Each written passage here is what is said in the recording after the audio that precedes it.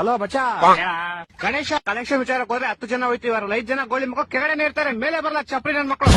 ಒಬ್ಬ ಕಿಲಾಡಿ ತರ ನಿನ್ಕೊಂಡ್ ಅಂಕಲ್ ಏನ್ ಅಂಕಲ್ 50 ರೂಪಾಯಿ 100 ರೂಪಾಯಿ ಏನ್ ಬರ್ತೇವೆ, 1000 2000 ಕೊಡಿ ಅಂಕಲ್ ಅಂತಾನೆ. ಆ ಅಂಕಲ್ ರೊಚ್ಕೆ ಬಿಟ್ಟು ಕೊಟ್ಟಿದ್ದೀರೇನ್ರಿ, ಏನ್ ಕೊಟ್ಟಿದ್ದೀರ ತರ ಕೇಳ್ತೀರಲ್ರಿ ಎಲ್ಲರೂ. ಅಷ್ಟೇ ಎಲ್ಲ ಜೂಟು. ಪಕ್ಕದ ಬಿಲ್ಡಿಂಗ್ ಹೋದ್ರೆ ಆ ಅಂಕಲ್ ಕಲೆಕ್ಷನ್ ಮಾತ್ರ ಬಂದ್ಬಿಡಿ, ಪ್ರಸಾದ ಮಾತ್ರ ತಂದ್ಕೊಳ್ಬೇಡ್ರಿ.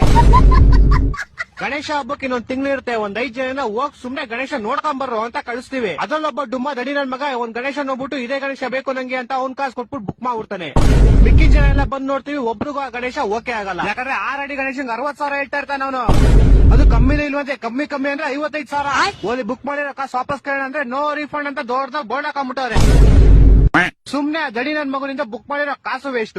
ಆ ವಿಷಯಕ್ಕೆ ಆ ದಡಿ ಹಿಡ್ಕೊಂಡು ಡಿಪ್ರೆಷನ್ ಹೋಗೋದು ತಿಂತೀವಿ. ಟಮಟೆ ಬುಕ್ ಮಾಡಕ್ 15 ಜನ ಹೋಯ್ತೀವಿ, ಸ್ಟೇಷನ್ ಸೈನಕ್ಕೆ ಇಬ್ರೆ. ಆ ಇಬ್ರು ಯಾರು ಅಂತಾನೆ ಗೊತ್ತಿಲ್ಲ, ನಮ್ ನೋಡಲ್ ಅವ್ರ ಅಂತಾನೆ ನಂಗೆ ಗೊತ್ತಿಲ್ಲ. ಅವ್ರಿಬ್ರು ಬರೀ ಆ ಟೈಮ್ ಮಾತ್ರ ಆಚೆ ಬರ್ತಾರೆ. ಹಂಗೋ ಹಿಂಗೋ ಹೆಂಗೋ ಮಾಡಿ ಕಲೆಕ್ಷನ್ ಮಾಡ್ತೀವಿ. ಆ ಕಲೆಕ್ಷನ್ ಹೆಂಗಾಗಿರುತ್ತೆ ಅಂದ್ರೆ ಗಣೇಶಂಗಾರೆ ಡೆಕೋರೇಷನ್ ಕಾಸಾಗಲ್ಲ, ಡೆಕೋರೇಷನ್ ಕಾಸಾರೆ ಟಮಟೆ ಕಾಸಾಗಲ್ಲ. ಇನ್ ಗಣೇಶ ಕುಡ್ಸೋ ಟೈಮ್ ಬರುತ್ತೆ, ಒಬ್ಬ ಹೇಳ್ತಾ ನಮ್ಮ ಮನೆ ಮುಂದೆ ಕುಡ್ಸ್ಬೇಕು ಅಂತ, ಇನ್ನೊಬ್ಬ ಹೇಳ್ತಾ ನಮ್ಮ ಮನೆ ಮೇಲ್ ಕುಣಿಸ್ಬೇಕು ಅಂತ. ಆ ಗೋಳಿ ಮಗನ್ ಮನೆ ಸೀಟ್ ಮನೆ ಇರೋದು.